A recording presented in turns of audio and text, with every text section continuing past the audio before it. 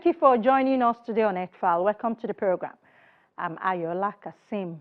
Every day, tens of thousands of massive ships crisscross the world's oceans, transporting grains, clothing, electronics, cars, and countless other products. Nearly 90% of global cargo is moved this way. But this vital industry comes with an added cost. International shipping is responsible for 3% of global greenhouse gas emissions, which are hitting the planet. For years, ship emissions were a complex and often postponed topic in international climate discussions. But that changed in April 2025 when the International Maritime Organization, the United Nations body overseeing global shipping regulations, approved a historic plan to make the industry net zero by around 2050. Unfortunately, the United States joined Saudi Arabia and several other countries to force a delay in the new emissions rules, citing increased costs. But innovators and countries are still scaling new ways to reduce climate impacts from shipping. Nigeria joined this league recently. We'll find out more on today's episode of the program. Do stay with us.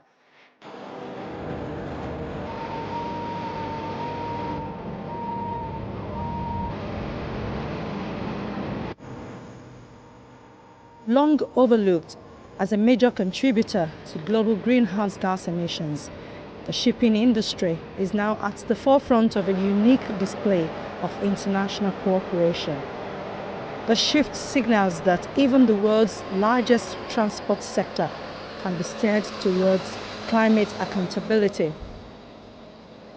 The International Maritime Organization's net zero framework, agreed in 2025, is the first in the world to combine mandatory emissions limits and greenhouse gas pricing across an entire industry. The 2025 breakthrough did not happen overnight. The IMO's work to tackle emissions spans more than a decade. In 2011, it rolled out the first mandatory energy efficiency measures for ships.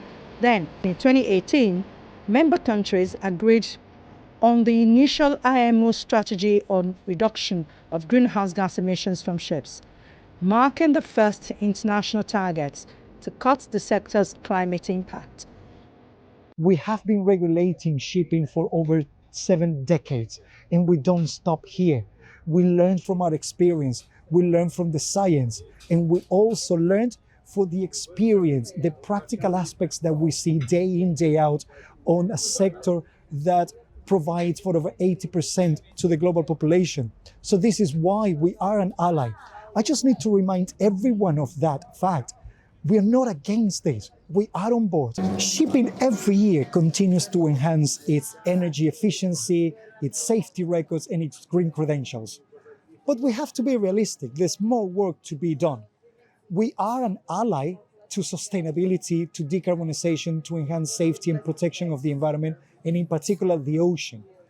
But we also recognize that we are polluters. The oceans is facing several threats, not only from the shipping side, but globally, from overfishing and of course the global population.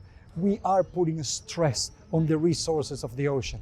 From the shipping side, one of the key areas that we're regulating is the reduction of greenhouse gas emissions, with the objective to phase them out by around 2050. Building on that progress, the IMO ramped up ambition in 2023 and set clear goals, which is to reduce emissions by at least 20% by 2030 and 70% by 2040, and phase in zero or near zero emission fuels. The 2025 net zero framework transforms these plans into binding regulations. Which means data is critical to any decision-making process. So the question is, for us in the maritime sector, to reduce emissions, do we actually know the percentage of emissions that accrues to us? And if I drill down to maritime, what emissions accrue to our ports? When we have all these ships coming, remember, as the ships are coming to our ports, they are emitting greenhouse gases. We need to be able to quantify that, because if we're going to go into a carbon tax system or carbon levy system, whatever the name it is called, the emissions will be quantified and will be taxed. If that's going to happen, we need to understand the emissions that are coming to our ports so that we can make strategic decisions.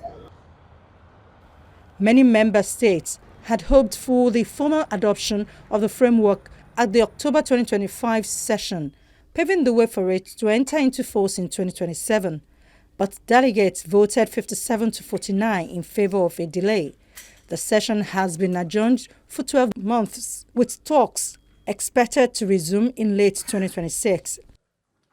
I don't see it as a blow to the organization, and I want to make that very clear. There's a lot of work that comes out from IMO. And I think we have demonstrated that for over 70 years of existence, and with big conventions that have been in place for more than 50 years, like MARPOL and SOLAS. And we have increased our efficiency, we are safer, and we continue to work towards evolving our regulatory process. The IMO urges participating nations to keep working towards a 2050 net zero goal until the committee reconvenes in 2026. During the delay, for example, a working group is continuing to develop detailed implementation guidelines for the new rules. The shipping industry also continues to develop new resources to support carbon cutting technologies. One example is the public-private partnership model for African maritime decarbonization, with the establishment of the Nigerian Maritime Continuous Emissions Monitoring System at the 2025 United Nations Framework Convention on Climate Change, known as COP30 in Belém, Brazil. The Nigerian Maritime Administration and Safety Agency, NIMASA, showcased the commitment to advance the International Maritime Organization's energy transition strategies through digital innovations. Without data, you cannot compute your emission reduction. And we have been doing that. We had a good project with the University College London to determine our emission level. We took the emission inventory of all the ports in Nigeria to know how much the vessels are emitting. And this year, with the UPS technology system, we have already commenced. We've carried out the feasibility studies. We'll soon go into the pilot phase of the project to determine how we can continue monitoring emissions from ships. We all need this as IMO member state because we have to report to the data collection system. We have to also report our carbon intensity usage to the IMO portals. And so all this cumulate to one thing, that Africa is making effort. NIMASA, Nigeria, is leading the way towards strengthening regional cooperation in achieving the IMO midterm mission.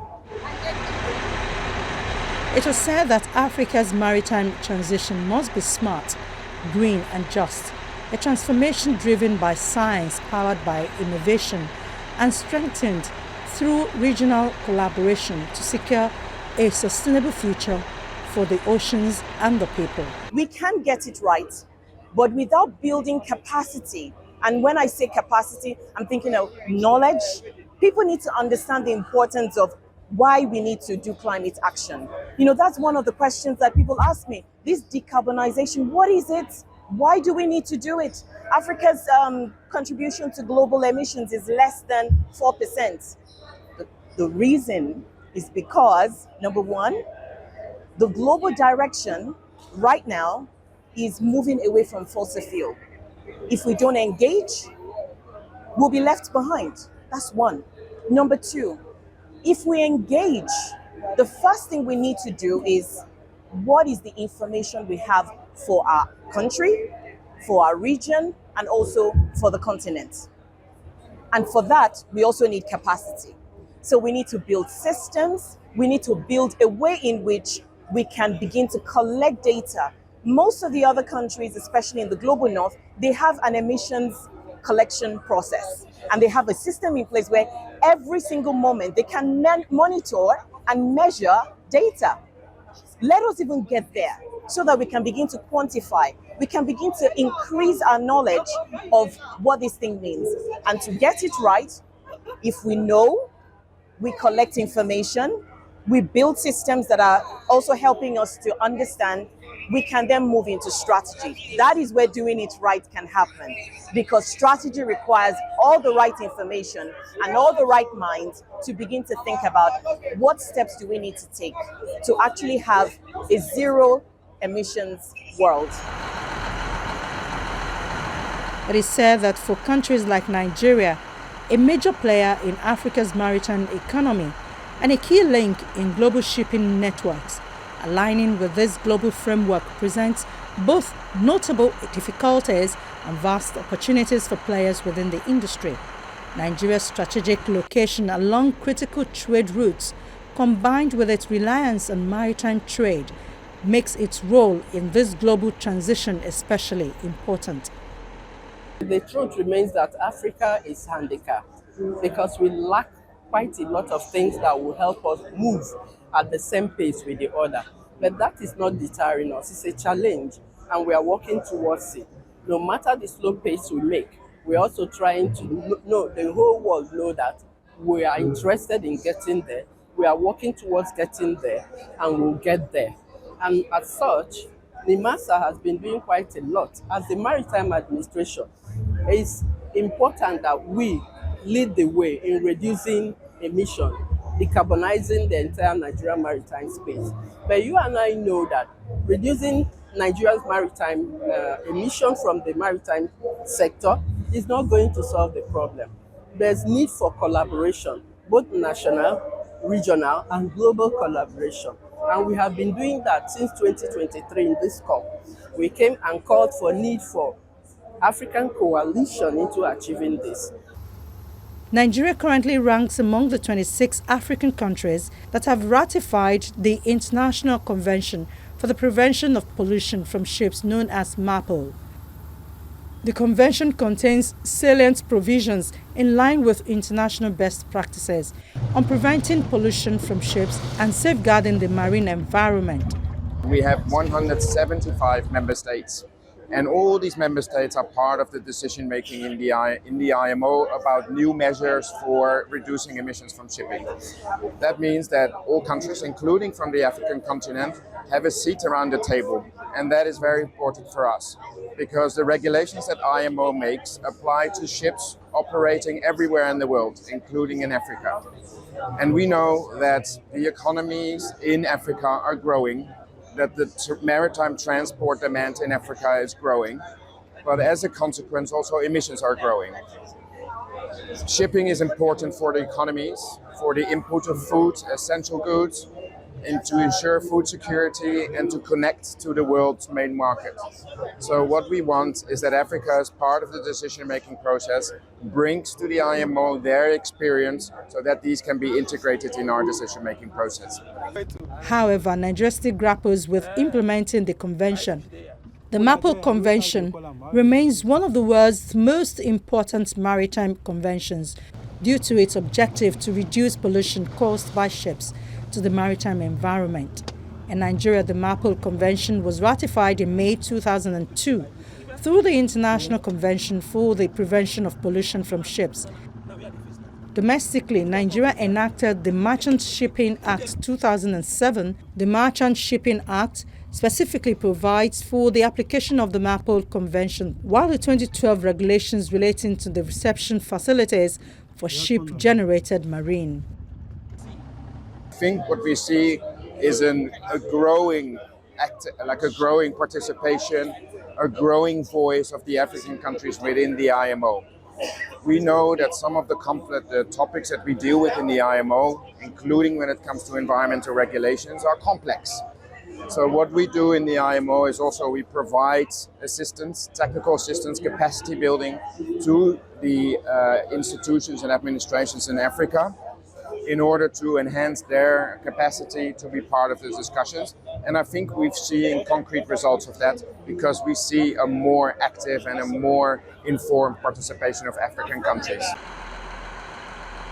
Despite many legislative and regulatory interventions, Nigeria is yet to fully achieve the objectives of the MAPL Convention aimed at reducing pollution caused by ships, whether by deliberate act or by accidents. If we're going to decarbonize ships, and I'm hearing someone saying, but we don't really have big ships in Africa, I would say this. I want us to think about it in three ways and three categories. You have ships, you have ports, and then you have the opportunity to develop fuels. And we call that renewable energy technologies and fuels. If we don't have ships, guaranteed those ships that are from other countries will come to African ports. When you think about it, if the transport cost is increasing in ships, it's going to affect ports, because ports also need to absorb that cost, because everything has a layer of cost. So from the maritime sector, I want us to be clear about one thing. Maritime affects every country, directly or indirectly, especially from a cost perspective. And we need to join hands together as a continent, not just as a nation, to try and work with global partners, regional partners, national partners, to come up with our approach for reducing emissions. And it is possible because some countries are already doing this. So one thing I want us to take away from everything that I've said is maritime literacy needs to increase in Africa. To address the 3% of the global greenhouse gas emission by the shipping sector, the International Maritime Organization adopted a strategy on reduction of greenhouse gas emissions in 2023, which requires ships to improve their energy efficiency, thereby reducing their emissions. One of the targets is to decrease carbon intensity from all vessels by at least 40% by 2030, compared to 2008 levels. What we see is a growing participation, a growing voice of the African countries within the IMO. We know that some of the topics that we deal with in the IMO, including when it comes to environmental regulations, are complex. So what we do in the IMO is also we provide assistance, technical assistance, capacity building to the institutions and administrations in Africa in order to enhance their capacity to be part of the discussions. And I think we've seen concrete results of that because we see a more active and a more informed participation of African countries.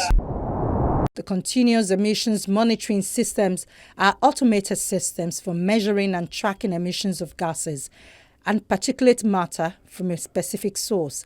The continuous emissions monitoring systems continuously transmit real-time emissions data to operators, facility managers, and the like.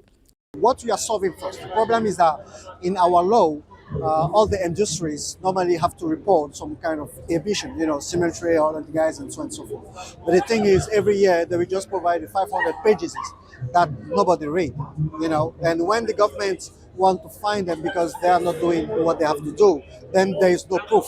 So the first stack of our technology is that we make sure that there is kind of sensor on the industrial level, on the public spaces of the administration, to make sure that the data is captured. That's first thing. And we are create a unique AI-enabled platform with our own LLM that will integrate that data from the sensor, the data from satellite, and other various sources to make sure that the government have all it needs, to take action. So the adoption is easy. It's not like, they have to do something because it's a PPP. We as a private, we bring in the technology, the support and monitoring for the government. The information is also sent to a data acquisition system, which is responsible for processing the raw data into standardized formats. For reporting to regulatory authorities, the data acquisition system stores data for trend analysis and compliance reporting. Alerts are generated if emissions exceed permitted limits or thresholds. Talking about emission, 2 billion, etc.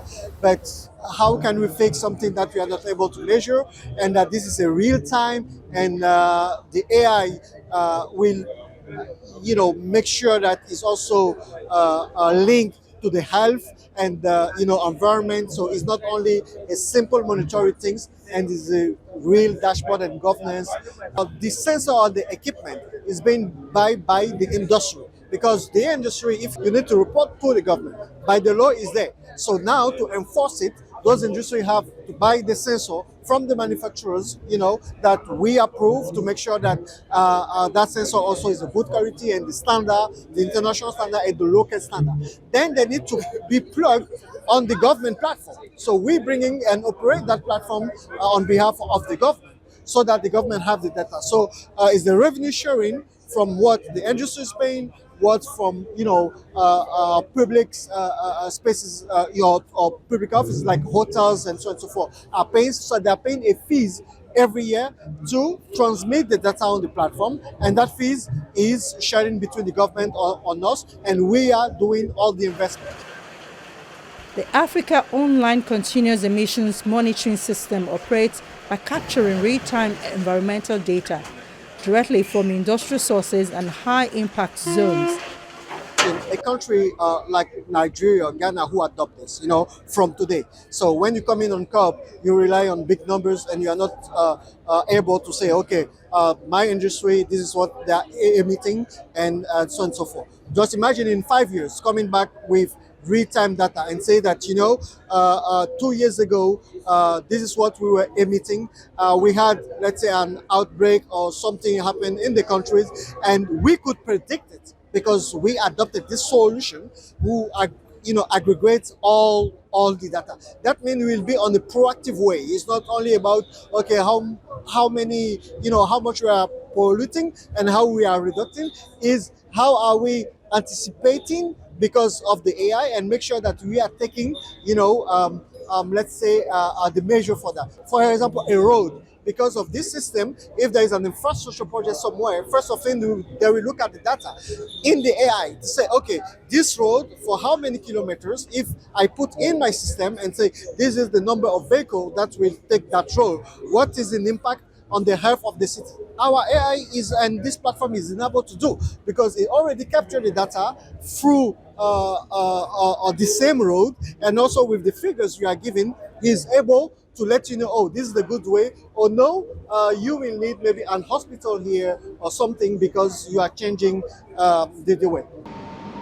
At designated data capture sites, the system collects emissions and effluent information using advanced analyzers installed across manufacturing facilities, power plants and ports, both onshore and offshore.